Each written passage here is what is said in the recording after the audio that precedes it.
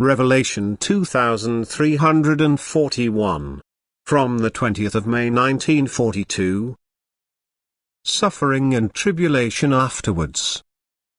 Power of faith. The effect of people's spiritual low will become apparent during this intervention of God.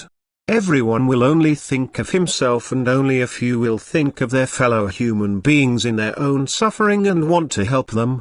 And yet, help will be demanded again by those who believe themselves to be powerful, and they will use their power and take measures which will increase the suffering even more, for the weak will not be able to defend themselves and will have to be at the strong's beck and call and alleviate their hardship, whereas he will remain without help even in the greatest tribulation. And this again proves the great lack of love which was the reason for divine intervention, and will not be remedied by it either. Yet the time will only be bearable for people who faithfully and full of trust abandon themselves to God, who call upon Him in prayer and appeal for His help and grace. God's support will be granted to them, and no matter how burdensome the external adversity may seem to them, they will not succumb but feel God's protecting hand over them.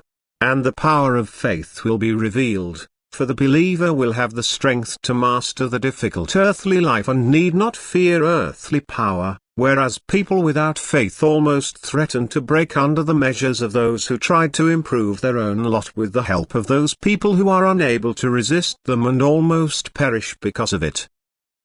Yet it will become obvious to the world that earthly power is of no avail, for God will let His voice be heard precisely where He Himself is not respected enough, where honor and fame alone are desired and faith is only tolerated as a pretense. And all believers will be afflicted, and this signifies the beginning of a new period of time. And in order to make it easy for people on earth to believe, He first announces what is about to happen to the world so that they will profess Him, so that everything will happen as it was proclaimed. Amen.